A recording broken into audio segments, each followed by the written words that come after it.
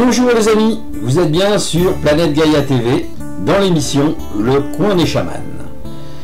J'ai le plaisir de vous présenter dans cette émission une conférence que j'ai donnée sur le chamanisme en septembre dernier, au Mans. Et c'est une conférence en deux parties. Une première partie théorique, on répond à des questions, on explique un peu les choses, et la deuxième partie, travaux pratiques. Donc un rituel, une quête d'animaux totems au tambour, bref, des travaux pratiques. Et entre les deux, on a fait une petite pause, enfin une grande pause même, n'ayons pas peur des mots, et puis on a oublié de couper la caméra. Et à l'intérieur de cette pause, alors bien sûr il y a des gens qui passent, des gens qui s'en vont, des gens qui reviennent, donc j'ai essayé de couper au maximum toutes les choses qui ne vont pas, et j'ai appelé ça bonus. Il y a des questions qui sont intéressantes et j'ai décidé de vous en faire profiter. Voilà mes amis, j'espère que vous allez passer un bon moment avec cette émission en deux parties. Première partie théorie, deuxième partie travaux pratiques. A plus. Alors comment ça va se passer? Plutôt bien. Moi je ne suis pas ce qu'on appelle un conférencier, donc je ne suis pas un grand bavard. Si, je suis très bavard, mais je ne vais pas vous faire un état des lieux, du chamanisme, d'où ça vient, qu'est-ce que c'est. Si réellement le sujet vous intéresse, voilà, il y a des bouquins là, qui sont très très bien faits, qui sont vendus en bas, vous les achetez, vous aurez tout l'historique du chamanisme. Nous ce qu'on va faire ensemble, on va faire un atelier, on va travailler. Donc je vais commencer par vous faire la cérémonie d'ouverture. Une cérémonie d'ouverture, c'est une cérémonie aux 7 points, donc à l'est, au sud, au nord, à l'ouest, au ciel, à la terre et à l'intérieur de nous. Et après l'ouverture, je vais vous expliquer un peu comment ça se passe un voyage chamanique, donc avec les différentes étapes. Et ce qu'on va faire aujourd'hui, c'est une recherche de l'animal totem. Alors, qui a déjà fait une recherche d'animal totem? C'est tout. Donc, il n'y a que vous qui n'avez pas besoin, donc ça ne vaut pas la peine de rester. Ok, d'accord. Alors, l'animal totem, qu'est-ce que c'est? L'animal totem, c'est un animal de pouvoir qui va vous aider dans votre vie. Donc, est-ce qu'il y a des bons ou des mauvais animaux totems? Non. Tous les animaux totems sont des animaux utiles, importants dans votre vie. Alors, on va voir après comment est-ce qu'on va aller les chercher, mais c'est pas parce que vous avez une fourmi que vous êtes désavantagé par rapport à celui qui a un loup ou un aigle. Parce qu'ils ne font pas la même chose. Et la force de la fourmi, son organisation, sa cohabitation, n'est pas la même chose que chez l'aigle, qui est un solitaire, ou qui vit parfois en couple, mais qui est un solitaire. Donc il ne va pas vous apporter la même chose. Donc il n'y a pas de mauvais animaux totems. Certaines théories, vous verrez ça dans les bouquins, vous disent qu'on n'a qu'un seul animal totem. C'est complètement faux. On a un certain nombre d'animaux totems qui sont des animaux totems, ce qu'on appelle principaux. C'est-à-dire ce sont vraiment ceux qui sont vos animaux totems et qui vont vous accompagner tout au long de votre vie pour vous apporter leur connaissance, leur force, leur intuition et tout ce qu'ils sont capables de faire. Et à côté de ça, donc ceux-là ils sont permanents, vous allez les avoir tout le temps, vous pouvez toujours faire appel à eux. Et puis après, dans votre vie, vous traversez une situation un peu dramatique et vous avez besoin d'un coup de main. Et là, il y a un autre animal totem qui n'est pas le vôtre, qui va venir et qui va dire « Coucou, je suis là pour t'aider ». Et là, ça peut être un ours, n'importe quoi, et parce que c'est la force, la sagesse, le conseil dont vous avez besoin, là, maintenant, par rapport à cette situation. Et tant que la situation va perdurer, cet animal totem va vous accompagner, et quand ça va être fini, eh ben, il va s'en aller. Voilà. Mais vous allez continuer à garder vos animaux totems permanents. On peut en avoir 1, 2, 3, 8, moi j'en ai 8. Ils sont tous décidés sur mon tambour, donc ils m'accompagnent partout. Et donc, selon les besoins, je fais appel à Pierre, Paul, Jacques, selon ce dont j'ai besoin et selon les problèmes que j'en rencontre. Donc, là je commence déjà, je vais plus loin que ce que je voulais faire, mais c'est pas grave, c'est un peu dans le désordre. Quand vous allez trouver votre animal totem, vous n'allez pas forcément trouver votre animal totem aujourd'hui, mais le système va être enclenché. Il va pouvoir venir demain, dans 8 jours, dans 15 jours, tout seul. Il va traverser votre vie. dans vos rêves, dans vos songes, dans la réalité. Si votre animal totem c'est un chat et que vous rencontrez, alors que vous n'avez pas de chat, vous rencontrez 4 fois le même chat qui va venir devant votre porte, eh bien peut-être que votre animal totem c'est lui. Donc vous n'allez pas forcément le trouver là maintenant, mais à partir du moment où la machine est enclenchée, vous allez être plus attentive. Une fois que vous allez trouver votre animal totem, reconnaître votre animal totem, vous allez avoir besoin de faire connaissance avec lui. Donc de l'apprivoiser, savoir qui il est, savoir comment il vit. Donc là, il ne faut pas hésiter à vous documenter. Merci Google, il y a des très bons bouquins sur la vie des animaux. Si vous avez, je ne sais pas moi, la loutre comme animal totem, eh ben, regardez comment ça vit une loutre. Quels sont ses ennemis, quelles sont ses qualités, qu'est-ce qu'il sait faire, qu'est-ce qu'elle sait faire, qu'est-ce qu'elle ne sait pas faire, quels sont ses prédateurs. Plus vous allez vous imprégner de la vraie connaissance de cet animal totem, plus vous allez pouvoir utiliser sa force, parce que vous allez savoir dans quoi il peut vous être utile ou pas. Après, la deuxième étape, c'est de l'apprivoiser. Vous savez, vous le connaissez ses coutumes, sa manière de vivre. Est-ce qu'il vit seul, est-ce qu'il vit en tribu, est-ce qu'il vit en meute, si c'est un loup. Après, vous allez essayer d'apprivoiser le vôtre. Donc la première chose pour apprivoiser un animal, c'est le nom. Donc n'hésitez pas à lui demander son nom. Comment tu t'appelles? Alors bien sûr, il ne va pas vous répondre « Ouais, je m'appelle Albert ». Quoique, ça peut arriver aussi. Mais il va vous faire comprendre quel est son nom. Et vous allez finir par... C'est un loup, il est blanc, il va vous dire « Je m'appelle Loup Blanc ». Alors, il ne va pas vous dire « Je m'appelle Loup Blanc ». Mais vous allez comprendre que son nom c'est Loup Blanc. Et quand vous allez l'appeler Loup Blanc, il va répondre à ce nom. Donc plus vous allez tisser des liens avec votre animal totem, plus il va pouvoir vous aider dans votre vie de tous les jours. Donc ça c'est vraiment très très important. Voilà, ça c'est le préambule sur les animaux totems. Donc moi je ne suis pas un conférencier, ce que je vous disais tout à l'heure. Si vous voulez avoir des renseignements plus profonds, plus complémentaires, plus littérales, il y a des très très bons bouquins. Par contre, quand je parle avec vous, vu que je ne suis pas un conférencier, je ne vous demande pas de noter vos questions et de me les poser à la fin. Vous avez une question, vous levez le bras, vous me posez la question en direct et moi je vous réponds tout de suite. Voilà, donc si vous avez des questions, oui, bah vas-y. Est-ce qu'il peut y avoir des animaux fantastiques? Bien sûr, si vous regardez un peu mes animaux totems, celui que vous voyez tout en haut, c'est un...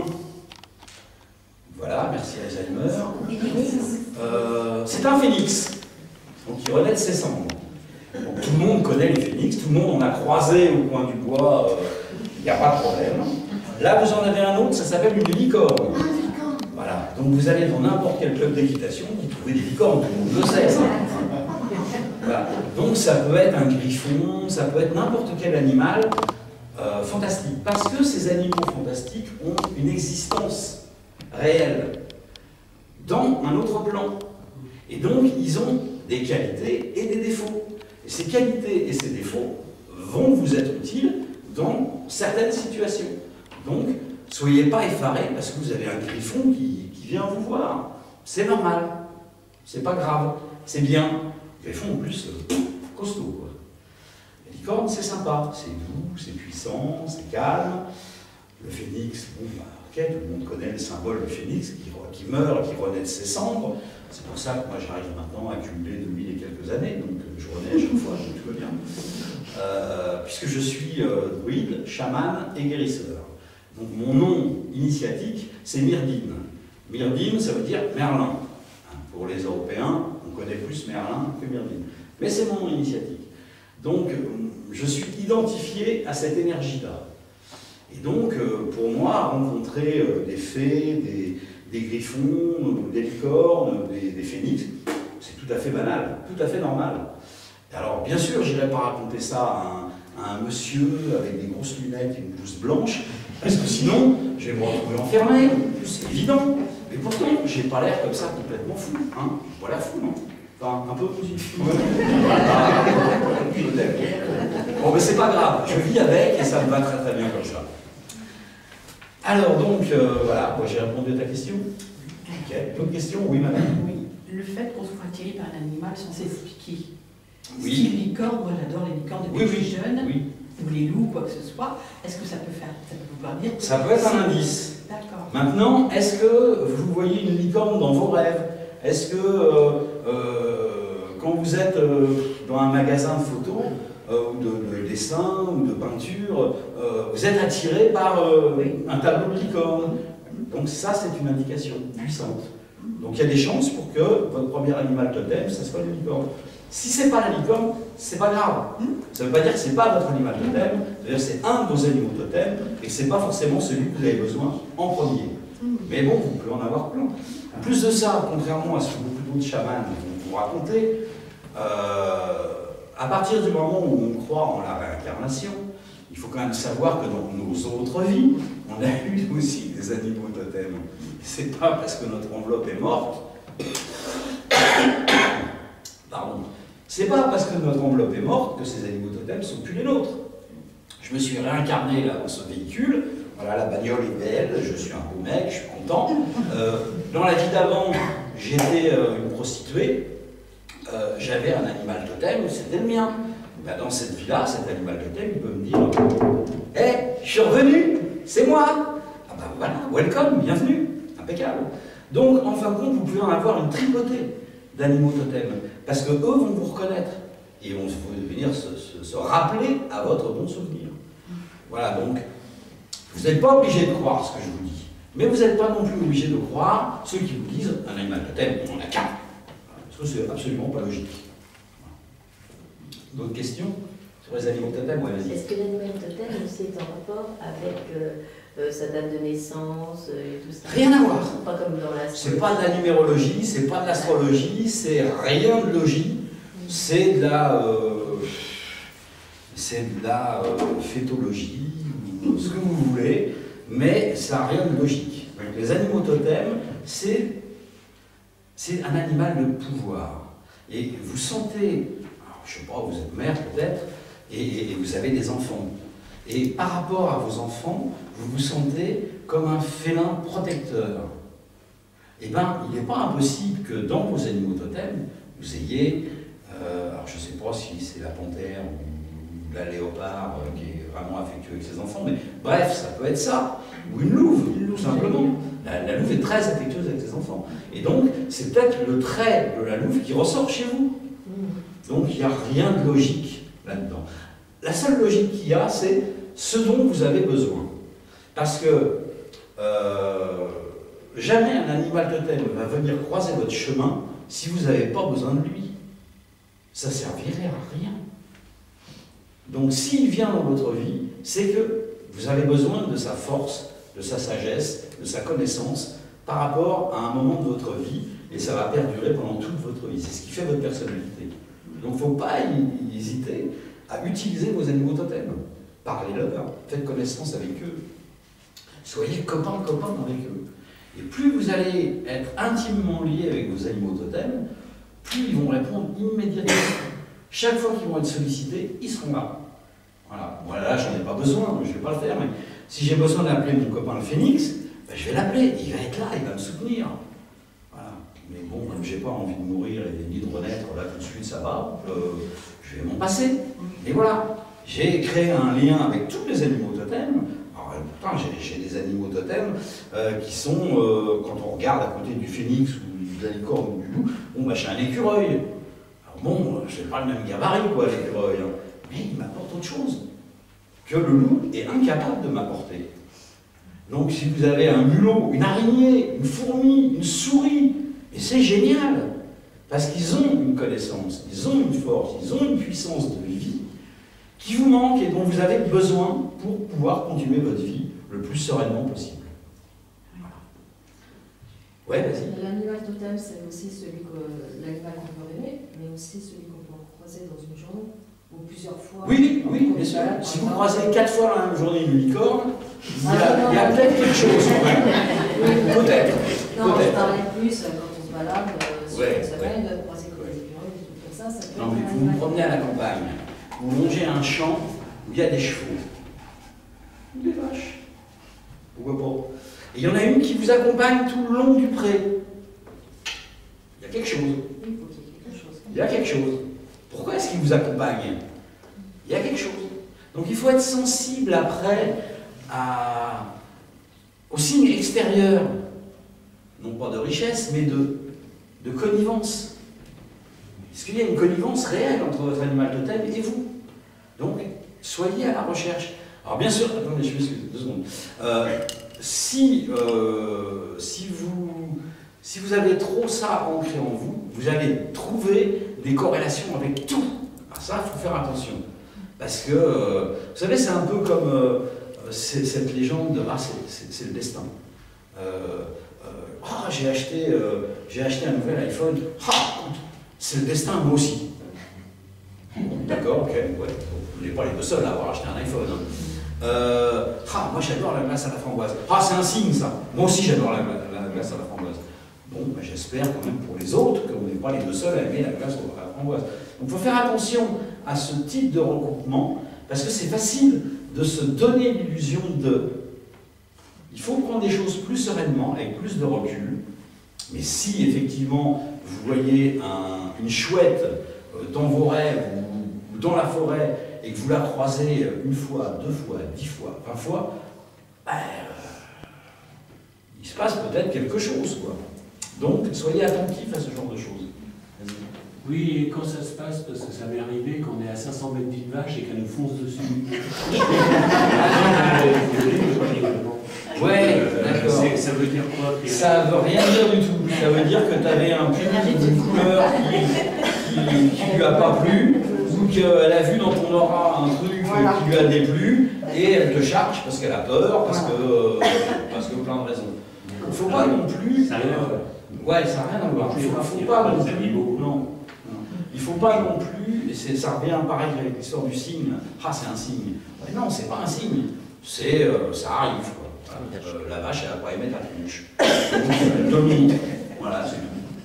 Elle n'a pas aimé la couleur de ton aura, parce que je sais pas, ouais, tu viens de t'engueuler avec ta femme, tu as une aura toute noire, et la vache, quand elle voit ça, elle a la trouille. Donc elle te voit, elle charge. Elle pense que tu es un agresseur. Bon, bah ok, c'est la vie, cours plus vite qu'elle, c'est cool. Ouais, vas-y. Moi, je me pose la question de savoir si on a, du fait qu'on ait plusieurs animaux totems, Ouais. si c'est pas pour nous compléter au niveau de la personnalité, c'est-à-dire... Ah, mais si, voilà. c'est évident. Ah bah oui, voilà. Bah oui, c'est évident que... besoin pour développer notre personnalité. C'est évident que le caractère de l'ours blanc et le caractère du corbeau, c'est pas le même. Ils vont nous apporter... Ils vont nous apporter à chaque fois des choses différentes, qui vont venir en complément. Parce que vous n'êtes pas une pensée unique. Ah oui. Vous êtes comme tous les humains. Sauf vous, vous avez l'air simple. Excusez-moi, je plaisante. On est tous des gens complexes. C'est-à-dire qu'on est construit d'une multitude de facettes, et d'une multitude de qualités, et de 2, 3 défauts. Sachant que nos qualités sont nos défauts. Comment? Sachant que nos qualités sont nos défauts. Ça peut l'être, effectivement. Enfin, ça dépend. Hein. Si votre défaut, c'est d'égorger les gens que vous rencontrez dans la rue, je vois pas bien où est la qualité. Mais bon, peut-être qu'en cherchant bien, vous pourrez gratouiller un truc. Bref. Donc, si vous n'êtes pas fait d'une pensée unique, si vous êtes fait de personnages multiples, hein, de persona multiples, forcément, vous avez besoin de plusieurs forces différentes, convergentes ou opposées. Parce que la force du taureau va venir s'opposer à je sais pas moi, à la malice du serpent, voilà. Et donc vous avez besoin des deux. Donc en ayant ces 2 animaux totems, vous allez être quelqu'un de plus complet. Parce que vous aurez les 2 qualités. Et vous utiliserez l'une ou l'autre de ces qualités selon vos besoins. C'est tout. C'est pour réveiller le potentiel. Exactement. On a tous un potentiel, plus ou moins endormi. Et l'animal totem est là pour nous dire « Hé, bouge tes fesses un peu. Parce que ça, tu peux le faire. » Ah, je peux le faire. Ouais, tu peux le faire. Bon, ok, bah, je le fais alors. Donc, utilisez-le. Ouais. Est-ce qu'il y aurait un rapport avec l'astrologie chinoise qui désigne un animal suivant l'année de naissance ou pas du tout? Pas du tout. Ça n'a absolument rien à voir. Tous les calculs astrologiques sont des calculs. Dans notre astrologie à nous, vous avez le poisson, vous avez le bélier. Chez les Chinois, c'est pareil, il y a la chèvre, il y a le singe, mais ça vient de calcul. Donc, dans l'esprit des Chinois, dans leur calcul, si vous êtes né le 6 avril 1955, vous êtes une chèvre. Est-ce que vous avez les qualités de la chèvre? C'est pas sûr. C'est pas sûr. La chèvre est plutôt gentille, accueillante et pas farouche. Sauf que si, dans notre astrologie à nous, si vous êtes né le 6 avril, vous êtes un bélier, donc un fonceur. La chèvre n'est pas un fonceur, c'est une trouillarde, la chèvre. Pas le bélier. Donc, bon, voilà. Donc si votre animal totem, c'est une chèvre, tant mieux. C'est parce que vous avez besoin de cette sensibilité-là. Donc si c'est un bélier, c'est que vous avez besoin de foncer un peu, parce que vous ne foncez pas assez. Et donc, voilà, c'est pas grave. Il n'y a pas de gravité dans pas dans le choix, parce que c'est pas vous qui choisissez, enfin, si c'est eux qui choisissent. Donc il n'y a pas de gravité dans le choix de votre animal totem. S'il a choisi de venir vous voir, c'est que vous ne le savez pas, mais vous avez besoin de son énergie, de sa connaissance, de sa force, de sa patience, de sa sagesse, etc. etc. Voilà, c'est tout. Oui, comme on parle du principe que nous sommes d'énergie, c'est Ouais. un complément d'énergie. C'est un complément d'énergie. On est des boules d'énergie conscientes. Et on ne sait pas forcément la canaliser. L'animal totem va venir pour nous donner un coup de main. Nous dire, voilà, ton énergie, c'est bien que tu l'aies, putain, t'es vachement balèze. Mais peut-être que si tu utilisais ton énergie comme ci ou comme ça, tu verrais, tu ferais les choses mieux, plus rapides, plus intelligentes, avec moins d'efforts. Essaye. Ah ouais, bon, je vais essayer. Ah ouais, ça marche. Bon, bah tant mieux. Ah non, ça marche pas. On recommence. Bon, ça va marcher, hein. Pas de problème. Tadadadam, tadam. On a fini les questions? Bon, bah merci d'être venu. Hein, au revoir. Si vous avez plus de questions, vous n'avez plus de raison d'être là, vous. Hein. Aussi pour la prochaine question. Ah, faut que j'attende la... Bon, je vais m'asseoir, je vais attendre la prochaine question. Alors. Non, vous voulez qu'on aille plus loin? Oui, bah, moi j'en ai une. Ah, vas-y. Je voudrais savoir comment, vous me dites que vous avez l'animal totem, Ouais. le totem, Ouais. mais quand vous savez qu'il est là, c'est comment? C'est une image, il vous apparaît, il vous parle, comment ça marche? Il y a plein de manières... il y a plein de manières d'être en contact avec son animal totem. Ça peut être à travers des rêves. C'est le cas le plus classique. Mais ça peut être à travers ce qu'on appelle des rêves conscients, quand vous faites une méditation. Là, ce qu'on va faire tout à l'heure, en fin de compte, c'est une méditation. C'est une méditation chamanique, c'est un voyage chamanique accompagné avec le tambour. Mais en fin de compte, c'est une méditation. Et c'est là que vous allez voir votre animal totem arriver.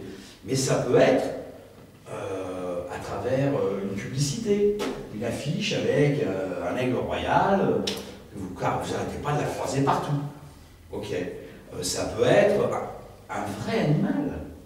Vous vous promenez dans la forêt, il y a une chouette qui se déplace d'arbre en arbre et qui vous accompagne pendant un bout de chemin, posez-vous la question. C'est peut-être pas anodin non plus. Donc il n'y a pas de règle. Tous les moyens de rentrer en communication avec votre animal totem sont bons et fructueux. Mais il ne faut pas avoir peur d'aller à la découverte.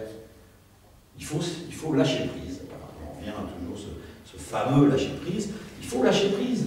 Si vous êtes dans le mental, vous allez avoir besoin de concrétiser les choses, d'avoir une preuve tangible, visuelle et tangible, que vous pouvez saisir à pleine main. Enfin bon, si votre animal totem c'est un crottal, moi je ne le prendrai pas dans mes mains. Enfin bon, chacun fait ce qu'il veut, c'est votre problème. Et voilà, il faut utiliser tous les moyens modernes qui sont à notre portée. On a un outil formidable qui s'appelle l'ordinateur, avec des trucs comme Google. Vous tapez Aigle Royal sur Google, vous allez avoir 2 millions de pages qui vont vous parler de l'Aigle Royal, avec des films, donc il y a plein de moyens de connaître son animal totem. Et plus vous allez connaître votre animal totem, plus il va croiser votre chemin. Qu'est-ce qu'on lui apporte? Rien. Rien. À part notre énergie, rien. Parce qu'on n'est pas là pour lui apporter quelque chose, c'est lui qui est là pour nous apporter quelque chose. Parce que c'est notre aide, c'est notre guide. Les chrétiens, les cathos, purs et durs, vont vous parler d'ange gardien. Est-ce que la théologie de l'ange gardien est tellement différente de l'animal totem? Je ne me prononcerai pas. Moi, je ne suis pas chrétien, je suis druide. Donc, je ne peux pas verser là-dedans. Mais si on analyse bien, est-ce qu'il y a réellement une différence? Non. Si mon animal totem ressemble à un bonhomme avec des ailes dans le dos et un truc au-dessus de la tête, là, une assiette, bah pourquoi pas? Et il va s'appeler Saint-Duchemol. Bon, bah ok, pourquoi pas? Maintenant, est-ce que c'est vraiment opposé ou différent? Non, moi je ne mets pas d'opposition là-dessus. Donc après, c'est en fonction de vos croyances. Là, on parle de chamanisme. Donc on est dans une réflexion chamanisme. Et en chamanisme, on utilise les animaux totems. Voilà, c'est tout. Maintenant, si vous êtes bouddhiste, bah, vous allez avoir d'autres référents, et d'autres gris-gris, et d'autres choses. Maintenant, l'un dans l'autre, on parle toujours de la même chose. Ouais, vas-y. Je voulais savoir si, est-ce qu'on a des connexions comme ça avec certains animaux? Est-ce qu'ils peuvent passer, partir et jamais revenir? Alors ça, c'est ce que ils ne sont pas j'appelle... considérés comme des animaux totems, en fait. C'est ce que j'appelais tout à l'heure les animaux totems secondaires. C'est rarement eux qui viennent en premier. Mais ça peut arriver. Jamais rien n'est écrit, hein. Ça peut arriver. Maintenant, c'est quand même excessivement rare. D'abord, c'est vos vrais animaux totems, permanents, qui viennent, et après, les autres qui viennent boucher les trous en fonction des besoins que vous avez. Mais ça peut arriver que vous ayez un temporaire qui vient, parce que là, tout de suite, vous avez besoin de ça maintenant. Ok, pourquoi pas? C'est pas grave. Ça n'empêche pas que la démarche est la même. Renseignez-vous, regardez comment il vit, regardez comment il est, quel est son caractère, quelles sont ses qualités, quelle est sa force, quels sont ses défauts, parce qu'ils en ont aussi, ils sont comme nous. Ils n'ont pas que des qualités. Voilà. C'est quoi la différence entre un druide et un chaman? Alors, on va clore le débat immédiatement. Je ne veux pas rentrer dans cette guerre-là. Parce que les chamans disent « ouais, les druides, c'est pas des chamans ». Les druides disent « ouais, les chamans, c'est pas des druides ». Et moi, je suis les deux. Donc, je ne rentrerai pas dans ce conflit-là, parce que je suis anti-conflit. Pour moi, c'est la même chose. Et ceux qui me disent « ouais, si t'es druide, tu peux pas être chaman ». « Ouais, si t'es chaman, tu peux pas être druide ». Pour moi, c'est une connerie. Moi, ça fait 40 ans que je suis druide, ça fait 15 ans que je suis chaman, et bon, bah, il m'est arrivé aucune catastrophe, la foudre n'est pas tombée dessus, je suis encore entier. De toute façon, je m'en fous, comme je suis un phénix, je renaîtrai, bon, pas grave. Mais voilà, quoi, c'est une querelle de chapelle qui n'a pas lieu d'être. Maintenant, historiquement, j'aurais tendance à dire que les druides sont les chamans occidentaux. Voilà. Maintenant, ceux qui ne veulent pas entendre ce discours-là, je ne vais pas me battre avec eux. Chacun pense ce qu'il veut. Moi, je vous dis comment je pense, comment je réfléchis, comment je vis. Maintenant, vous en faites ce que vous voulez. Vous le prenez, vous ne le prenez pas. Vous êtes libre. Moi, je n'oblige personne. Voilà. Vas-y. Si on a un don avec les animaux. Si on a Un don avec les animaux. Si on a un don avec les animaux, c'est-à-dire Bah, parce que moi j'adore les chats et des fois je rêve. Des fois je rêve des chats. Tu as une connexion spéciale avec les chats. Il y a des chances pour qu'un de tes animaux totems, ça soit un chat. Il y a des grandes chances. Mais le générique du chat, c'est pas ce chat-là, c'est le générique du chat. Après, il peut se matérialiser dans un chat particulier.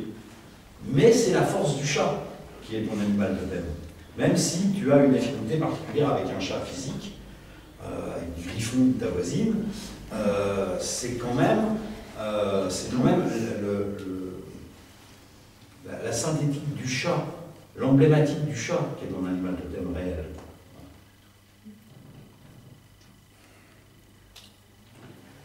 Une fois, deux fois, trois fois, adjugé, vendu. Ok, bon, bah voilà. Alors, comment ça va se passer? Ben, ça va se passer bien. Ça va se passer bien. Donc, on va faire d'abord l'appel aux quatre directions. Et après, je vais vous expliquer, d'ailleurs je vais le faire même maintenant, comme ça on enchaînera toute la partie travail à la suite, sans interruption.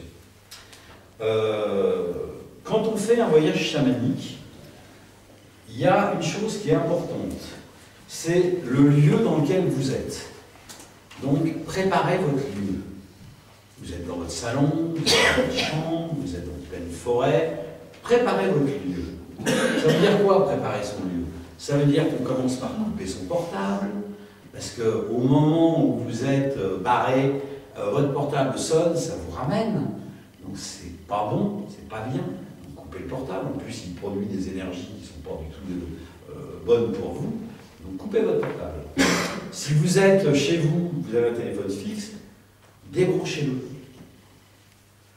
Coupez la radio, coupez la télé, coupez tout ce qui peut vous perturber. Soyez tranquille dans votre cadre. Ensuite, il y a le lieu où vous êtes. Si vous êtes en forêt, retirez les branches qui vous gênent, parce que peut-être que vous allez avoir envie de danser à un moment. Peut-être que vous allez avoir envie de vous asseoir par terre. Donc si vous asseyez par terre et qu'à ce moment-là, vous mettez les fesses sur une grosse branche qui va faire clac, c'est pas top, quoi. Donc nettoyez un peu votre endroit. Soyez à l'aise et prenez possession de l'espace. Moi, je suis arrivé ici, j'ai pris possession de l'espace.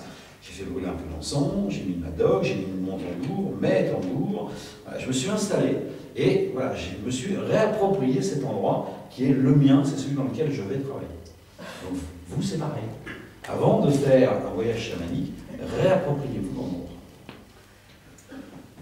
Après, vous allez opérer ce qu'on appelle un calme mental.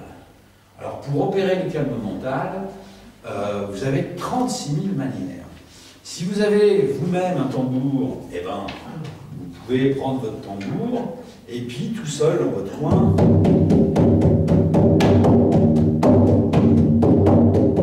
et puis vous bougez un peu, vous vous sentez bien, et puis voilà, vous prenez espace de votre corps, vous prenez espace du bruit environnemental et vous consacrez votre esprit à autre chose que toutes les pensées. Je sais pas, mais vous voyez, je viens de rompre avec Christine, Fernand m'a laissé tomber, c'est un salaud, ok, ça peut revenir après, ça, pour l'instant il n'a pas besoin. Donc, le calme mental, vous n'avez pas de tambour, de la musique. Là, vous pouvez allumer votre chaîne, vous mettez un petit CD qui va bien, alors vous ne mettez pas les Rolling Stones, hein, vous mettez... si vous n'avez pas de musique de relaxation ou de musique chamanique, vous mettez un peu de classique. Un petit Vivaldi, un petit truc, pas du Wagner, un petit truc apaisant, tranquille. Et vous calmez votre esprit et vous respirez. Alors comment est-ce qu'on respire? Eh bien, on respire avec le ventre. Donc quand on inspire, on gonfle le ventre. 3 mois. Et quand vous expirez, on rentre le ventre. Ah, j'ai perdu 12 kilos. Voilà. Donc, longue inspire, longue expire, vous en faites plusieurs comme ça. Vous vous concentrez sur votre respiration et vous allez voir, votre esprit va s'apaiser. Ensuite, dans votre coin, vous allez choisir comment vous voulez passer ce voyage. Donc, il y en a qui vont vouloir s'allonger. Si vous avez envie de vous allonger, faites-le. Si vous voulez être assis, prenez une chaise, pas un tabouret. Prenez une chaise avec un dossier plutôt droit. Voilà. Vous vous asseyez bien, le dos droit, avec les jambes un peu écartées, de façon à laisser circuler les énergies, les pieds bien à plat, parce que ça marche pas. Ça, bon, ça marche pas terrible non plus, hein. Ça marche encore moins bien. Donc voilà, on décroise les jambes, les pieds bien à plat. Vous pouvez retirer vos pompes, hein, c'est mieux encore. Surtout si vous êtes en pleine nature, vous mettez pieds nus dans la forêt ou dans la prairie, c'est carrément génial. Hein. Les mains sur les genoux, ou les mains sur votre tambour si vous avez un tambour, et puis vous respirez. Vous avez pris possession de votre endroit. Maintenant, si ça fait 10 ans que vous êtes adepte du yoga, bah, vous pouvez vous mettre en lotus, hein, si vous vous sentez bien dans cette position. Il n'y a pas de problème. L'important, c'est que vous vous sentiez bien. Parce que ça va durer un quart d'heure, 20 minutes, une demi-heure, ça peut durer pour 3/4 d'heure, ça peut durer 1 heure. Donc il faut que vous soyez vraiment décontracté et à l'aise. Moi, personnellement, quand j'avais 20 ans, j'étais capable de tenir le lotus pendant 2 heures. Aujourd'hui, je le tiens même pas. 15 secondes, même 1 seconde, je le tiens pas. Parce que je suis un vieux machin, j'ai des trucs partout, et donc je ne peux plus le faire. Donc je ne le fais pas. Je me mets sur une chaise, ou je me mets allongé par terre, et ça marche aussi bien. Donc, ce qui est important, c'est de vous réapproprier l'espace et la manière dont vous allez être. Soyez bien et confortable.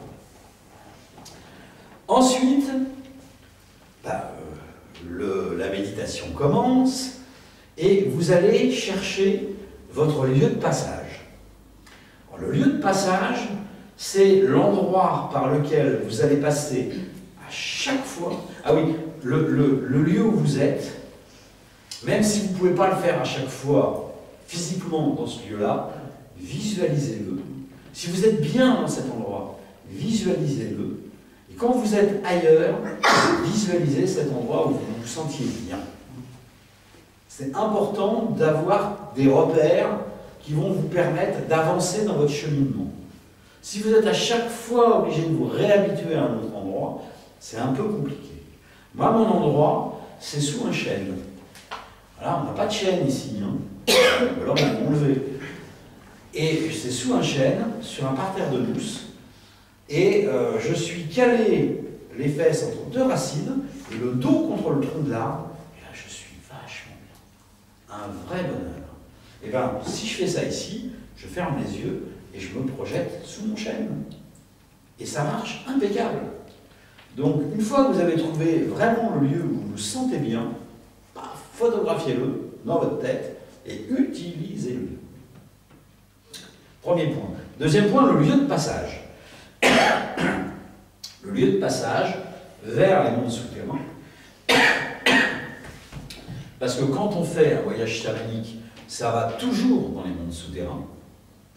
Donc le lieu de passage, ça peut être n'importe quoi. Alors moi, tout à l'heure, quand je vais vous parler, je vais faire une guidance. Donc je vais vous parler avec des images qui sont les miennes. Donc voilà, le lieu, c'est le lieu où je suis bien. Mais vous, dans votre tête, vous allez transposer ça dans le lieu où vous êtes bien.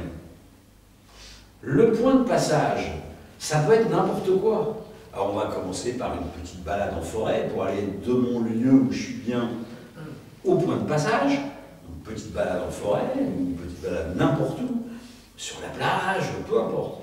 Et vous allez arriver à la porte d'entrée. Chez les druides, on appelle ça la porte du Shid. Mais en chamanisme, on appelle ça la porte d'entrée vers le monde d'en bas. Restons simples. Ça peut être n'importe quoi. Ça peut être un trou dans les racines d'un gros chêne ou d'un autre arbre. Ça peut être l'entrée d'une grotte. Ça peut être une faille dans le sol. Ça peut être n'importe quoi. Quelque chose qui vous parle. Voilà. Quand vous voyez ça, quand vous voyez cet endroit, vous vous dites, ouais, c'est par là que je rentre. Et vous allez rentrer à chaque fois par là. Et à chaque fois par là. Et quand vous allez ressortir, vous allez aussi sortir par là. Et ça, c'est important. C'est important si vous voulez revenir en entier. Donc il faut, au retour, reprendre exactement le même chemin qu'à l'aller. C'est important. Sinon, vous allez avoir des pensées qui vont rester à droite et à gauche. Donc voilà, si vous voulez rester centré, vous êtes tous des gens plus ou moins équilibrés, je pense, hein, j'espère. Si vous voulez continuer à rester comme ça, ça serait un peu dommage d'abîmer ça avec un voyage chamanique. Donc reprenez le même chemin, et votre corps va retrouver ses repères, il va se remettre en place, tout va aller très très bien. Donc, une grotte, un trou, un rocher, un miroir. J'ai vu des gens, eux, ils avaient vu un miroir. Et pouf, ils ont, comme Alice au Pays des Merveilles, pouf, ils ont franchi le miroir.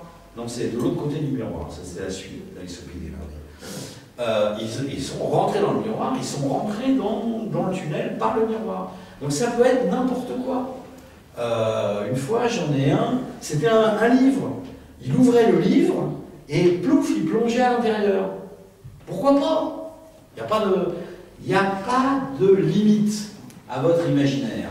Ce qui est important, c'est que vous vous sentiez bien et que vous y croyez. À partir du moment où vous y croyez, c'est réel. Parce que on vit dans un monde d'illusions. Ça, c'est un truc qu'il faut connaître. On vit dans un monde d'illusions. Donc, là, on est dans une salle, et vous êtes tous là devant moi. Maintenant, est-ce que vous êtes dans mon rêve, ou est-ce que c'est moi qui suis dans le vôtre? On n'en sait rien. On n'en sait rien vraiment. Donc on vit dans un monde d'illusions. Je ne sais pas si parmi vous, il y en a qui ont vu le film Matrix. Un vieux film, hein, Matrix. La matrice. Donc tous les gens sont enfermés dans des boîtes, et c'est leur pensée qui vit. Dans la ville, dans le machin. Mais tout ça, c'est de l'illusion. Et on vit dans un monde d'illusions. C'est pour ça qu'on peut influencer sa vie. Parce qu'à partir du moment où vous avez une certaine vision de la vie, de votre vie, et que vous n'en êtes pas satisfait, il suffit de changer votre vision de votre vie pour changer de vie. C'est aussi simple que ça. Ça ne veut pas dire que c'est facile. Attention, ne faites pas dire ce que je n'ai pas dit. Ça ne veut pas dire que c'est facile, mais c'est simple. Vous n'êtes pas content de votre vie, changez de vie.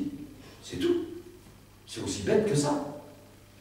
Après ça, bien sûr, il y a des choses plus compliquées qui viennent se mettre en place. Mais c'est faisable. On est tous maîtres de notre vie. On est les créateurs, les dessinateurs, les artistes qui modelons notre vie et on fait de notre vie ce qu'on veut. Il y a quelques années, moi je prenais encore un petit peu de temps en temps le métro, ce qui ne m'arrive plus jamais maintenant. Et j'ai été horrifié, donc il y a quelques années, d'arriver sur une station et d'entendre un message qui tournait en permanence. Attention, une équipe de pickpocket est en train d'œuvrer sur votre station. Et on voyait tous les gens, le sac, les jambes serrées, les bras comme ça, ou les mains sur les poches, et ils avaient tous la trouille. Et bien moi je dis non. Moi, personnellement, Gérard Confinement, Merlin le druide, je refuse de vivre dans ce monde-là. Ça ne m'intéresse pas de vivre dans ce monde-là. Et donc, j'ai agi différemment de tout le monde. J'ai vécu le monde que moi, je me suis créé, où les gens ne sont pas méchants. Ça ne veut pas dire qu'il ne va pas m'arriver une catastrophe de temps en temps. Hein. Comme tout le monde, c'est le destin. Je ne crois pas au destin. Mais bon, ça arrive, ça peut arriver, il y a des accidents. Mais, dans l'ensemble, on vit dans le monde qu'on se construit. Et moi, je n'ai pas envie de vivre dans ce monde de peur et de violence. Eh bien, comment allait ma vie? Je ne me fais pas agresser, je ne m'engueule pas avec les gens, et puis ça se passe plutôt bien. Parce que c'est mon monde, c'est celui que moi j'ai créé. Et autour de moi, les gens sont sympas. Et je rencontre que des gens sympas. C'est extrêmement rare que je rencontre quelqu'un de désagréable avec qui je vais m'engueuler. Ça arrive rarement. Voilà. Mais c'est parce que c'est ma vision du monde. Et comme ma vision du monde a de l'importance pour moi, elle va déteindre sur mon entourage. Et comme par hasard, je vais rencontrer que des gens sympas. Là, vous avez tous le sourire, vous avez tous l'air plus ou moins sympa. Donc, il n'y a pas de raison qu'avant la fin de la séance, j'aille me frider dans la cour avec quelqu'un d'entre vous. Il n'y a aucune raison. Mais c'est aussi le monde que moi, j'ai décidé de vivre. Donc faites la même chose. Choisissez votre monde, et ce qui ne vous plaît pas, changez-le. Il y a quelqu'un dans votre entourage qui est vraiment néfaste pour vous, et vous savez qu'il est néfaste, arrêtez de le fréquenter. Votre mec qui vous bat tous les soirs quand il rentre bourré, eh ben, quittez-le. Vous mettez-le à la porte. Un soir, vous êtes vraiment bien déchiré, vous êtes plus fort que lui, parce qu'il est complètement déchiré, mettez-le dehors. Vous n'êtes pas obligé de subir ça. Rien ne vous oblige à subir. Soyez les maîtres de votre destin. Ça, c'est le grand message qu'on peut trouver dans le chamanisme. Vous construisez le monde dans lequel vous voulez vivre. Donc j'en reviens au procédé. Donc, lieu de passage vers les mondes du dessous. Donc, toujours le même endroit pour rentrer à l'intérieur. Si jamais, pour une raison ou pour une autre, vous deviez changer d'endroit, ça va prendre plusieurs séances pour que vous vous réappropriez ce nouvel endroit. C'est pas la peine. c'est une perte de temps, et ça va vous reculer et retarder. Donc gardez le même. Une fois que vous l'avez trouvé, prenez votre temps pour le trouver. Hein. Voilà, vous arrivez près d'un rocher, il y a un trou dans le rocher, ça ne vous inspire pas. Alors vous ne rentrez pas dedans, vous continuez votre chemin, vous arrivez près d'un gros chêne, et puis là, il y a un gros trou entre deux racines. Vous vous approchez et vous sentez que c'est pas ça. Ben, vous ne rentrez pas. Vous allez un peu plus loin, vous allez trouver une petite mare limpide. Vous dites, ah ouais, tiens, ça c'est sympa. Vous plongez dedans et pouf, ça y est, vous êtes rentré, c'est bon. Et ça va être ça votre lieu. Donc vous ne précipitez pas. C'est pas parce que vous voyez un endroit qui a l'air de vous emmener en bas qu'il faut le prendre. S'il ne vous plaît pas, prenez-le pas, prenez-en un autre. Il y en a d'autres. Ensuite, il y a la traversée du tunnel. Donc, une fois que vous avez franchi la porte, vous arrivez dans un tunnel qui descend. Alors, moi, dans la guidance que je vais utiliser, on va traverser plusieurs grottes. Le tunnel va nous descendre et on va traverser plusieurs grottes. Mais ça, vous n'êtes pas obligé, ce n'est pas une règle. C'est une guidance. Vous pouvez arriver après 10 minutes de marche dans votre tunnel à une grotte et ça sera la seule. Et c'est là que les choses vont se passer. Moi, j'utilise 3 grottes parce que c'est comme ça que ça m'est venu la première fois. Ça a fonctionné pour moi. Et donc, du coup, je l'enseigne parce que j'ai trouvé ça bien, confortable. Mais encore une fois, et ça c'est important, et je pense que les formateurs, entre guillemets, le répètent pas assez. Ce qu'on vous dit n'est pas parole d'évangile. C'est une idée, une guidance. C'est pour vous aider à vous emmener sur un chemin. Mais le chemin, c'est pas moi qui le fais, c'est vous. C'est votre chemin. Et vous avez toujours la possibilité de dire ah, ça ne me convient pas. Moi, je préfère faire comme ça. Okay. Maintenant, vous vous éloignez pas non plus de la guidance. Si moi, je vous dis que c'est une porte qui vous emmène vers en bas, allez pas me dégoter une porte qui vous emmène vers en haut. Parce qu'en haut, il ne va rien se passer. Vous n'allez pas trouver d'animaux totems. Même si c'est des oiseaux ou des trucs qui volent, vous n'allez pas les trouver. Ils sont en bas. Donc, voilà, respectez quand même un certain nombre de choses. Mais faites-le à votre manière. Parce que c'est ça qui compte, c'est votre manière. Donc, traversée du tunnel, et on va descendre. Alors, donc, dans mon cas, on va traverser une grotte, on va prendre un autre tunnel, on va traverser une deuxième grotte, on va prendre un autre tunnel, et on va arriver à une troisième grotte. Voilà. Et après, on va rencontrer son animal totem. Alors, dans la grotte, ou dans les grottes, des animaux, vous allez en rencontrer plein. Il y en a plein. On dirait qu'ils ont lâché un zoo là-dedans, on se demande. Alors, est-ce que c'est tous vos animaux totems? Que nenni. Bien sûr que non. Si à l'intérieur de la grotte, il y a 2500 animaux, c'est pas vos animaux totems. Hein, parce que vous allez être un peu emmerdé pour faire connaissance avec tout ce monde. C'est l'arche de Noé, ton truc. Comment? C'est l'arche de Noé, ton truc. C'est l'arche de Noé, ouais, complètement. Donc, dans tous ces animaux, en plus, il y en a qui vont être agressifs, qui vont vouloir vous mordre, qui vont vouloir vous griffer. C'est certainement pas vos animaux totems, ça. Puis il y en a d'autres qui vont vous faire du charme, mais ce n'est pas vos animaux totems. Moi, dans l'exemple que j'utilise, j'utilise l'exemple d'une rivière souterraine, avec une barque, et il y a certains animaux qui vont réussir à monter dans la barque, et qui vont vous accompagner. Ça va être eux. Les autres qui ne vont pas réussir à monter dans la barque. Mais ça, c'est mon scénario, vous pouvez adapter. Hein, je le répète encore une fois, et ça c'est vraiment fondamental et important. Mon scénario, ce n'est pas le mode d'emploi, c'est un scénario. Vous adaptez ça et vous faites ça à votre sauce, pour que vous soyez bien à l'aise et décontracté avec le concept. Quand vous allez le faire après chez vous, il n'y aura plus ma voix, donc ça sera votre concept qui va s'appliquer. Et là, vous ferez vraiment ce que vous voulez. Sauf que vous n'aurez plus de point de repère, qui est ma voix, qui va vous dire « Ah, ça y est, pouf, on est à la première grotte. Ah, ça y est, pouf, on est à la deuxième grotte. » C'est des points de repère. Maintenant, vous n'êtes pas obligé de les utiliser. Laissez-vous aller, laissez-vous vivre l'expérience. Ça, c'est vraiment important. Alors, pouf, pouf, pouf. Donc, reconnaître votre animal totem, déjà, moi dans mon exemple, il monte dans votre barque. Donc déjà, c'est que il se passe quelque chose, quoi. Et vous allez essayer de communiquer avec lui. Donc, après, il y a 36 000 moyens de communiquer, mais peut-être que vous allez avoir envie de le caresser. Alors, c'est des animaux sauvages. Donc, commencez pas à y mettre la main pour lui faire un guili-guili sous le cou du tigre. Il risque de vous faire un peu la main, quoi. Un peu. Pas par méchanceté, hein, mais parce que c'est un tigre. Donc voilà, parlez-lui. Demandez-lui. Oh, que tu es beau, le tigre.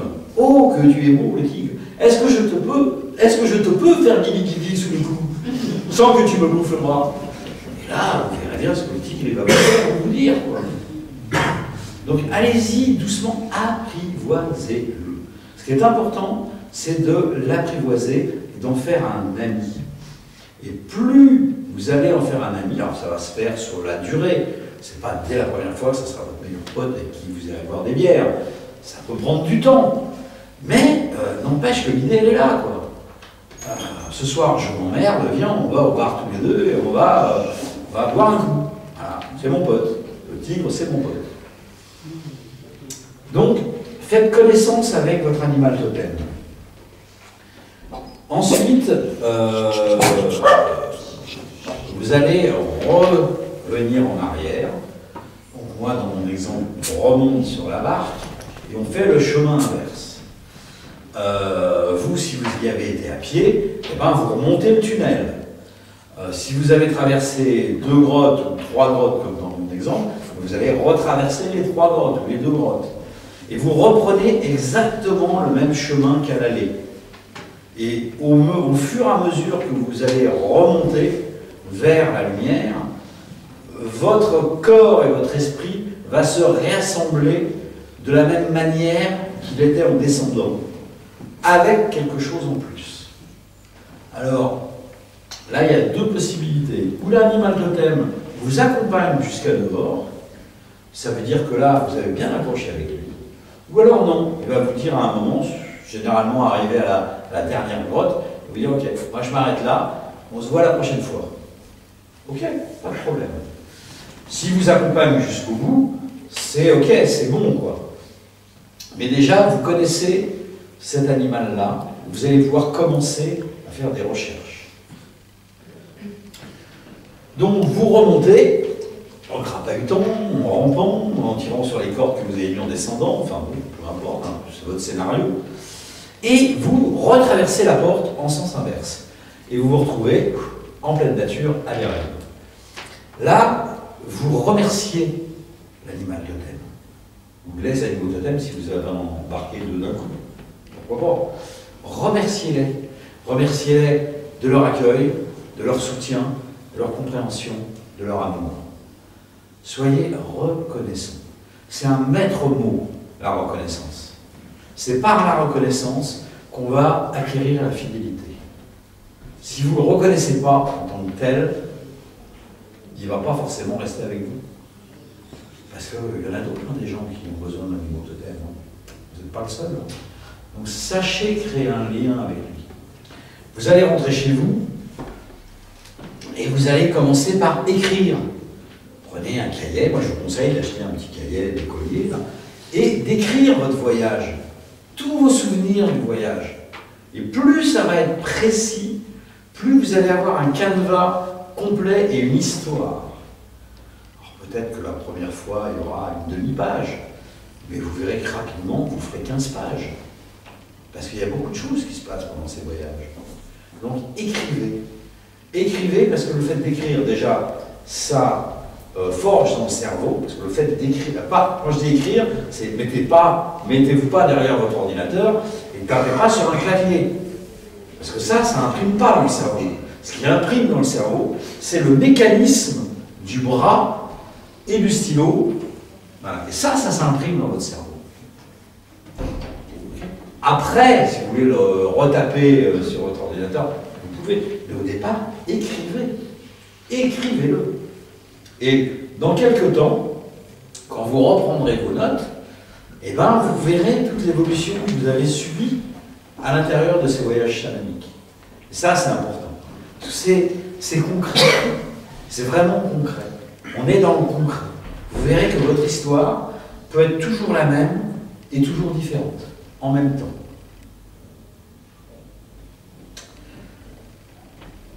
Ensuite, donc vous avez écrit, ensuite faites des recherches. Livres, vidéos, Internet, nature, promenez-vous dans la nature. Votre animal totem, c'était une chouette. Allez vous balader en forêt le soir, pour voir des chouettes. Alors bon, je sais bien que si votre animal totem, c'est un griffon, c'est plus dur. Mais n'hésitez pas à rêver de lui. Programmez-vous.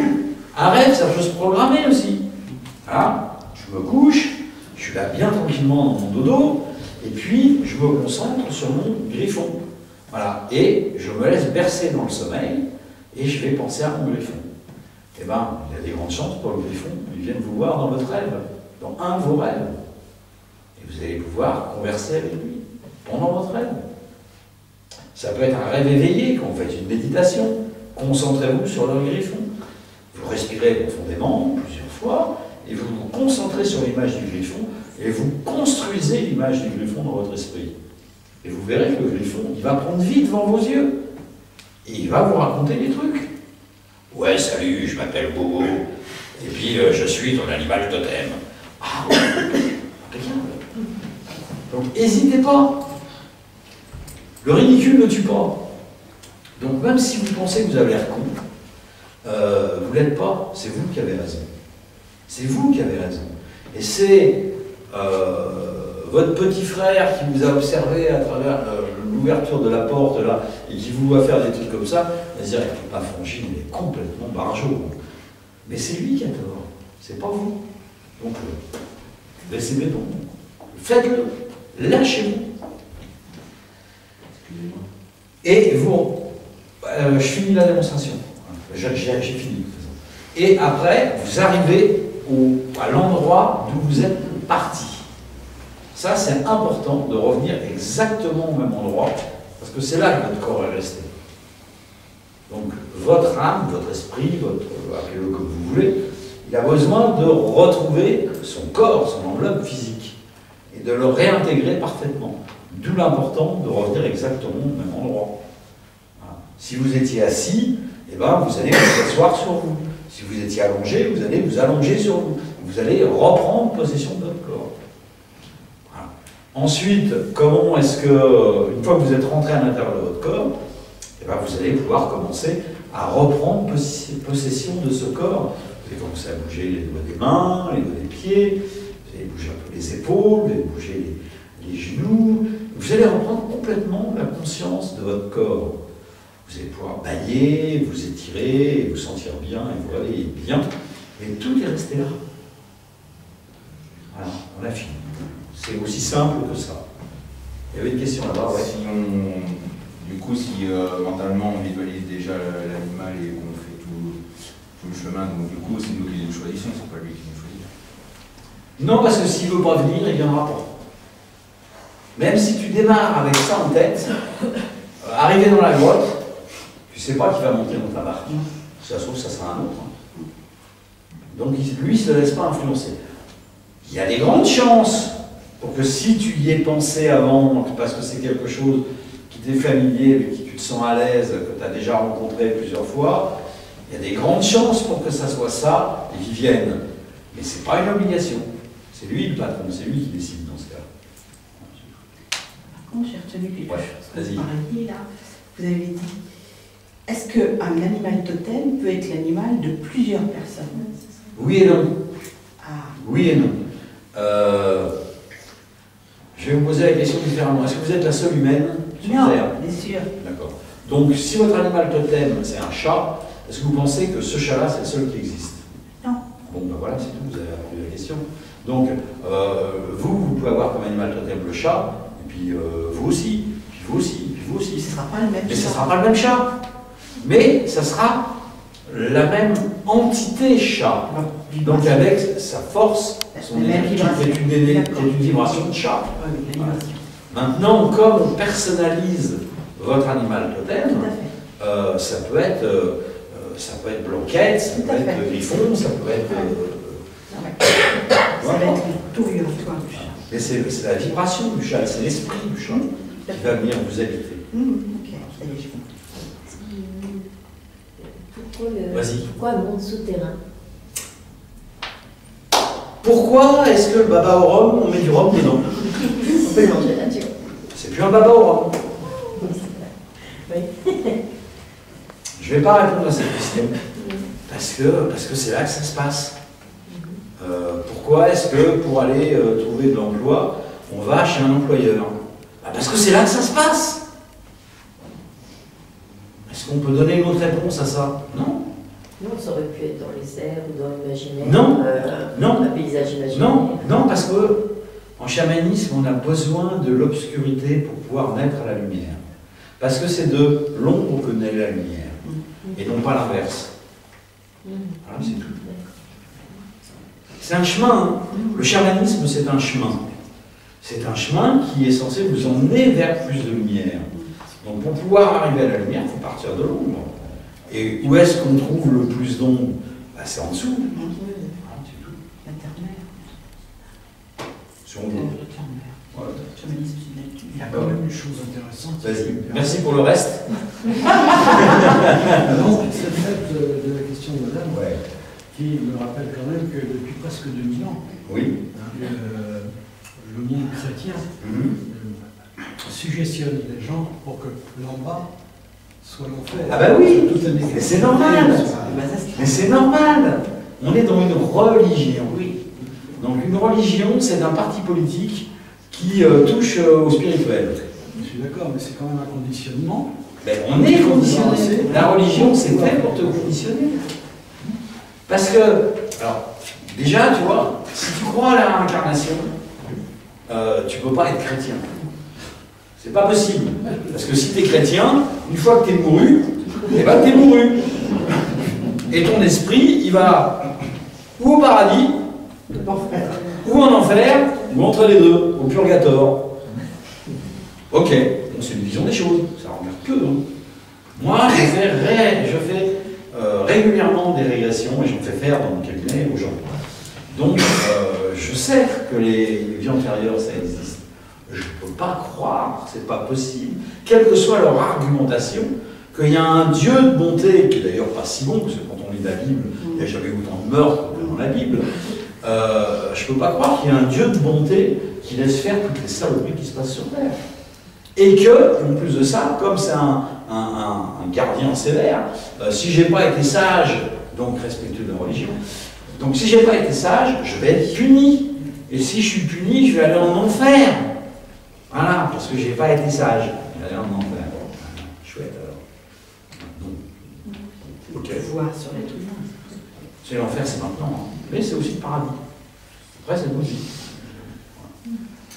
Et la Bible étant de notre monde, qui est un monde d'illusion, est illusion également. Exactement, sauf que c'est une illusion qui a été bien vendue. Les commerciaux qui sont engagés dans cette boîte, ils sont top niveau. Ah, vraiment. Vraiment très très fort, les mecs. C'est de la vente. La religion, c'est de la vente. Le chamanisme, c'est pas une religion. Et ça, il faut vraiment ancrer ça dans votre esprit. Le chamanisme, ce n'est pas une religion. Le chamanisme, c'est un art de vivre. Un art de vivre avec la nature. Et avec les mondes. Le monde terrestre et les mondes qui nous entourent. Un chaman, c'est ce que je disais tout à l'heure, moi si je vais voir un monsieur habillé en blanc avec des grosses lunettes, là, tout de suite il va m'enfermer. Pourquoi? Parce que tous les chamans sont schizophrènes. Qu'est-ce que c'est qu'un schizophrène? Un schizophrène, c'est quelqu'un qui vit dans une ou plusieurs réalités. Ben, je suis désolé, nous, chamans, on vit au moins dans 2 réalités. Puisqu'on est les intercesseurs entre le monde des vivants et le monde des morts. On a toujours le cul entre 2 chaises, entre le monde des vivants et le monde des morts. Parce qu'on va aller voir les grands anciens, de façon à pouvoir t'aider, toi, dans ta vie terrestre. Donc on est tous des schizophrènes. Maintenant, est-ce qu'on est tous enfermés? Je crois pas. Enfin, j'espère pas. Enfin, moi, je suis bien ici avec vous, j'ai pas envie de me retrouver. Donc tout va bien. Mais on est tous des schizophrènes. On ne peut pas être chaman si on n'est pas schizophrène. Maintenant, un schizophrène, c'est quelqu'un qui vit dans plusieurs réalités. Mais je suis désolé, mais on vit tous dans plusieurs réalités. Est-ce que tu es le même à ton boulot que quand tu es chez toi? C'est pas vrai, t'es pas le même. Ou alors c'est que t'es un sale con, excuse-moi. Mais tu peux pas être le même, c'est pas possible. Parce que tes rapports avec ta femme, avec tes enfants, c'est pas les rapports avec tes collègues. Donc c'est deux mondes. Et donc tu vis le cul entre deux mondes. La journée dans un monde, le soir dans l'autre. Donc tu es schizophrène. Bon bah voilà. Sans divanger, sans changer. Voilà, c'est tout. Plus le schizophrène, il n'a pas la conscience. Il n'a pas conscience de ne pas être dans la réalité. Il n'a pas de conscience de... Il n'a pas conscience de ne pas être dans la réalité. Mais qu'est-ce que c'est la réalité? Contrairement au chaman. Non, mais qu'est-ce que c'est que la réalité? C'est hérétique de dire ce que tu dis là. Qu'est-ce que c'est que la réalité? Ta réalité, ma réalité. Il faut dissocier deux choses. Alors on déborde, hein, on n'est plus que dans le chamanisme. On déborde, mais il faut dissocier deux choses. C'est le réel et la réalité. Alors, qui sait quelle différence il y a entre le réel et la réalité? Tout ça? Ah, hein?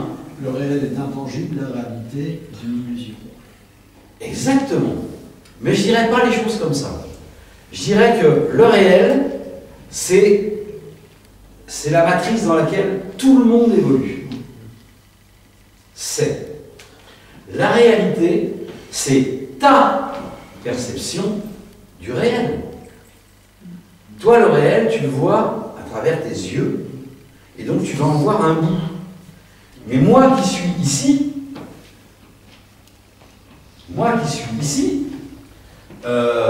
je n'ai pas la même réalité que toi, parce que ma vision des choses n'est pas la même. Donc on ne peut pas avoir la même réalité. Et si toi, tu me parles de ce que tu es en train de voir, et de me dire que là, sur le tambour, le phénix, il est vers toi, et il a les ailes pointées vers toi. Moi, d'où je suis, je le vois différemment. Donc on ne va pas pouvoir être d'accord sur notre réalité. C'est pas la même. Pourtant, on parle du même réel. Donc c'est ça la différence entre le réel et la réalité. Et le développement personnel, ou le développement spirituel, ou le développement ésotérique, c'est quoi? C'est être capable de se décentrer pour ouvrir sa vision du réel. Donc, avoir un cadre plus large de notre réalité. Parce que si j'essaye de me mettre à ta place, je vais voir la réalité avec tes yeux. Et donc, du coup, ma réalité va augmenter. Et je vais avoir une perception de cette réalité qui va être différente. Et la jolie petite blonde là-bas tout au fond, elle ne voit pas du tout la même chose que nous. En plus, elle est loin et tout. Elle voit même pas mon phénix. Donc, elle ne peut pas avoir la même réalité que nous. Pourtant, maintenant, on est d'accord sur notre réalité. C'est la même, parce que j'ai englobé la tienne. Et tout le travail de l'ésotérisme, il est là. C'est ouvrir ses voies, ouvrir ses canaux, de façon à avoir le maximum de vision de la réalité. C'est tout. Et là, on est complètement hors sujet. Alors, je vais essayer d'arrêter d'être hors sujet, parce que sinon, demain, on est encore là. Moi, je peux parler comme ça pendant toute la journée, il n'y a pas de problème. Donc, on va revenir. Allez, je prends une dernière question si on a une, et après, stop, on attaque le concret. Vas-y. Est-ce que vous pouvez nous dire un peu comment vous en êtes venu au chamanisme? Je suis passé dans l'emploi, j'ai vu la lumière, je suis rentré. Non, mais à l'intégrer à ce point dans votre vie. Alors, on n'intègre pas le chamanisme dans sa vie. On est chaman ou on ne l'est pas. Comme on est druide ou on ne l'est pas. Comme on est médecin ou on ne l'est pas. Vous n'êtes pas médecin de telle heure à telle heure. En plein milieu de la nuit, vous êtes tranquillement en train de rouler sur la route des vacances, il y a un accident, vous êtes médecin, vous allez faire votre boulot de médecin. Donc vous êtes tout le temps médecin, c'est un état d'être. Ben, moi je suis tout le temps druide, je suis tout le temps chaman. Donc je me lève le matin, je suis chaman, je suis druide, c'est la même chose. Je me couche le soir, je suis druide, je suis chaman, et entre les deux, d'un côté comme de l'autre, je suis aussi druide et chaman. Tout le temps. Donc je n'ai pas intégré, c'est ma vie.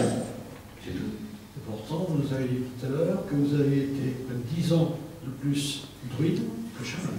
Oui, pour une raison très simple. D'abord, on ne devient pas chaman. Contrairement à ce qu'on va vous vendre sur Internet, il y a des stages de formation pour être chaman. Moi-même, j'en ai suivi une. Mais on ne devient pas chaman. On se révèle en tant que chaman. On est ou on n'est pas chaman. Et on est tous plus ou moins chaman. Il y en a qui sont plus chamans que d'autres. Mais on est tous chamans, mais il y en a qui sont plus chamans que d'autres. Voilà. Et donc, quand vous allez assister à un stage de chamanisme, un stage sérieux, ça dure 3 ans. C'est pas 2 week-ends dans l'année et ça y est, vous êtes chaman. Ça, c'est pipeau de chez pipeau. Ça ne marche pas. Une formation réelle de chamanisme, c'est au moins 3 ans. Ça peut être plus long, ça dépend des chamans. Mais au cours de cette formation, ce qu'on vous enseigne, ben vous vous apercevez que vous le savez déjà. Ça ne fait que réaligner des connaissances, des vieilles mémoires qui vous habitent déjà. Vous dites, mais ouais, bien sûr, ça c'est... Ouais, bah oui, oui, bien sûr, c'est évident. Je mets les mains là, mais c'est évident, bien sûr que je fais ça. Puisque vous le saviez déjà. Simplement, vous n'en aviez pas conscience. Et donc, c'est comme ça qu'on redevient chaman. On ne devient chaman qu'à partir du moment où on l'a déjà été. Alors, peut-être que la toute première fois où vous avez été chaman, ça remonte à des lustres, vous ne connaissiez rien, et c'était la première fois que vous deveniez chaman. Et là, maintenant, c'est que de la réactivation. Le druidisme, c'est pareil. Le druidisme, on est ou on n'est pas druide. Moi, quand j'ai démarré le druidisme, il y a 40 ans, je trouvais ça normal. Quand je voyais les cérémonies, je me disais, c'est marrant dans mon souvenir, il y a 40 ans, c'est marrant dans mon souvenir, ça marchait pas exactement comme ça. Pourquoi? Parce que je me rappelais de choses de vie antérieure où j'ai déjà été druide. Et je me disais, mais attends, ça c'est pas juste ce qu'ils nous font faire là. C'est pas comme ça que ça devrait marcher. C'est comme ça que ça devrait marcher. Et quand tu l'expliques aux autres, comme c'est logique et cohérent, eh ben, ils te disent « Ah ouais, tiens, c'est pas mal, on va essayer. » « Oh putain, ça marche. » Et c'est comme ça qu'on devient druide. Mais pour devenir druide, il faut 10 ans. Chaman, il faut 3 ans. Pour devenir druide, il faut 10 ans. Pourquoi il faut 10 ans? Parce qu'il y a beaucoup plus de décorum que dans le chamanisme. Le chamanisme, c'est l'intégration de la nature et l'utilisation de la nature. En druidisme, il y a des rituels, on travaille en collège, en groupe, on n'est pas tout seul. Chaman, c'est quelqu'un qui bosse seul. Il a besoin de l'accord de personne pour bosser. Druide, on travaille en collège. On fait une cérémonie, on est 8, on est 12, on est 50, et on appelle les esprits, on appelle les divinités, et voilà, c'est tout un cérémonial. Il faut mettre ça en place, il faut l'apprendre, il faut le comprendre. Il y a des ouvrages à lire, des connaissances à acquérir, de calcul, d'astronomie, de littérature, de philosophie, de poésie. Les druides sont tous des barbes. Et les ovates. Les ovates, c'est ceux qui travaillent avec la nature, enfin les guérisseurs. Alors que les bardes, c'est ceux qui connaissent, qui enseignent la transmission, qui donnent la transmission. Ils connaissent l'histoire, ils connaissent les contes, ils connaissent tout ça. Mais un druide, c'est l'ensemble de tout ça. Donc il faut du temps pour devenir druide. Chaman, non. Parce que c'est une conscience directe avec la nature. 3 ans, ça suffit. Moins de 3 ans, c'est pas vrai. C'est pas du boulot, c'est du commerce. C'est du commerce. Donc si vous démarrez une formation de chaman qui vous dit en 3 week-ends vous êtes chaman, ok, laissez tomber, alors quelque chose. Si vous avez envie d'avoir des adresses, moi je vous en donne. Il n'y a pas de problème, il y a de très très bons chamans en France, il n'y a pas besoin d'aller aux États-Unis, chez les Amérindiens ou l'Amérique du Sud, pour prendre les Westcards. Il y a de très très bons chamans chez nous. Donc, voilà. Il faut rester cohérent et sérieux. Voilà, bon, le temps avance, donc on va peut-être s'arrêter là avec le débat et les questions. Ah, ok. Tant pis pour vous. Tant pis pour vous. Mais par contre, allez voir sur ma chaîne YouTube. Ça s'appelle Planète Gaïa. PlanèteGaïa.com. Ça, c'est le site. Et quand vous cliquez sur une vidéo, vous vous retrouvez sur la chaîne YouTube. Et je le filme. Donc, ça va être sur la chaîne YouTube. Donc, vous pourrez voir la suite. Voilà, je vous en prie. Allez-y, allez-y. Merci d'être venu.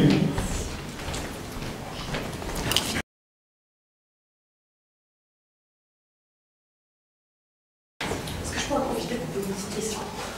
Ah, profitez-en, oui, allez-y. Tout ce qui est l'introduction au voyage chamanique, là, moi j'ai fait l'hypnose et en fait ça me rappelle beaucoup l'induction à l'état d'hypnose. Et en fait au niveau du voyage, au niveau. En tout cas, c'est un voyage chamanique, c'est l'auto-hypnose. Hein. Oui. Il faut être clair là-dessus, c'est une mise en alpha. C'est un état où il fait de confiance. Merci. Très fort, très très fort. C'est un état modifié de conscience. Qu'est-ce que c'est que l'auto-hypnose? C'est un état modifié de conscience. On est dans le même processus. Le protocole n'est pas exactement le même, mais l'idée est la même. C'est-à-dire que là, moi, je vous emmène dans un lieu dans lequel vous allez bien vous sentir, relaxation du corps. Ensuite, je vous emmène sur un chemin qui va vous emmener jusqu'au tunnel. Donc là, on descend vers l'état alpha. Et au moment où on pénètre dans la grotte, on rentre en état alpha. Et on continue à descendre en état alpha, tous les paliers. Moi, quand je pratique l'auto-hypnose, j'ai 12 paliers. C'est la même chose. On descend des paliers jusqu'au moment où on est plus profond et on peut travailler vraiment très très puissamment. Alors, pour ceux qui ont pris les papiers sur Brocéliande, sachez-le, c'est des places limitées. Pour une raison très simple, c'est une question de couchage. Donc j'ai 15 places de disponibles, parce que je vous ai trouvé 15 couchages. Maintenant il n'y en a plus que 14, il y en a déjà une qui est vendue, donc il en reste 14. Une fois que j'aurai atteint le total de 15, j'arrête, je clôture les inscriptions, c'est plus possible. Sinon vous dormez dans votre voiture. J'ai rien contre, c'est pas forcément le plus agréable. Vous l'avez fait, votre formation, c'est par rapport à une certaine culture? Parce qu'il y a des chamans. Alors moi je suis chaman celte, puisque je suis d'origine. J'ai pas voulu rentrer, quand j'ai eu l'occasion, on m'a fait plusieurs propositions, de rentrer dans le chamanisme par une voie amérindienne, par une voie mongole, par une voie africaine, par une voie d'Amérique du Sud. Non, moi je voulais rentrer dans le chamanisme, je savais que j'allais faire du chamanisme. Je voulais rentrer dans le chamanisme par ma culture. Donc j'ai mis très longtemps à trouver un chaman celte. Et le jour où je l'ai trouvé, on a démarré et on a commencé à travailler ensemble. Pas immédiatement, parce qu'il a fallu mettre nos agendas d'équerre, parce que j'avais déjà des stages de formation prévus sur l'année. Lui aussi, ses dates étaient prévues. Donc il a fallu 2 ans ou 3 ans encore de temps pour qu'on arrive à... Toutes mes dates étaient différentes des siennes, donc je pouvais suivre cette formation. Mais voilà, c'est ma culture, donc je suis resté dans ma culture. Au jour d'aujourd'hui, est-ce que je déborde? Oui, bien sûr que je déborde. Maintenant, je fais des INPI, je fais des cérémonies avec des gens d'Amérique du Sud, avec des gens des Amérindiens, avec des gens d'Afrique, des gens de Mongolie, des gens de partout. Et ça se passe bien, parce qu'on mélange nos énergies. Donc moi, j'ai une énergie celtique, je ramène mes croyances celtiques, et mélanger avec les croyances amérindiennes, déjà avec les Amérindiens, c'est super bon. On est en complète coordination, et c'est incroyable ce qui se passe. Mais on s'est aperçu partout qu'en fin de compte, tous les chamans du monde ont fait la même chose. On l'appelle pas forcément pareil. Chez les Mexicains, on appelle la huile de sudation, on l'appelle la peyote. Chez les Amérindiens, c'est la huile de sudation, ou l'impi. Chez nous, c'est le chaudron. Voilà. Mais c'est des huiles de sudation. Et on fait tous les mêmes choses, avec des noms différents. Quand on invoque nos dieux, on invoque tous les mêmes dieux. Simplement, on ne les appelle pas pareil. Parce que chêne en gaulois, c'est pas la même chose que chêne en Dakota. Mais on parle quand même du même arbre. Donc on a tous les mêmes préceptes. On travaille tous avec le tabac. Dans le monde entier, les chamans travaillent avec le tabac. Et pour pourtant, c'est des peuples qui se sont jamais rencontrés. Pourquoi est-ce que tout le monde travaille avec le tabac? J'en sais rien. Mais c'est un fait. Et le constat, c'est qu'on travaille tous avec. Puisqu'on parle des vidéos, donc cette vidéo va être sur ma chaîne YouTube. Ma chaîne YouTube s'appelle Planète Gaïa TV. Le site officiel de la chaîne s'appelle planètegaia.com. Quand vous êtes sur Planète Gaïa TV, donc quand vous êtes sur la chaîne YouTube, n'hésitez pas à mettre des j'aime, le pouce en haut, parce que ça me donne des points dans le monde youtubeur. N'hésitez pas à mettre des commentaires, de préférence des commentaires sympas, hein, parce que si c'est ouais, votre truc ça m'a fait chier, abstenez-vous quoi, oubliez-moi. Et puis, vous avez la possibilité de nous aider financièrement. On est relié à une plateforme qui s'appelle Tipeee. Tipeee, c'est une plateforme de crowdfunding. Donc vous pouvez mettre 1 euro sur Tipeee. Mais simplement, ça nous permet de savoir qu'on a un certain budget pour tourner les prochaines vidéos. Alors, les vidéos, c'est pas que des vidéos où moi je travaille. Et ça peut être des interviews sur un auteur qui a écrit un bouquin, que je trouve intéressant, donc je l'interviewe. Ça peut être un praticien qui... Je suis désolé, la caméra, décidément. Décidément, un praticien qui a une méthode de soins plus originale, je vais l'interviewer, on fait un reportage dessus. Bref, c'est une autre activité que j'ai. Et n'hésitez pas à nous soutenir parce qu'on ne peut pas, je ne gagne pas d'argent avec. Et la seule manière que j'ai de financer ces vidéos, c'est vous. Donc n'hésitez pas, Tipeee.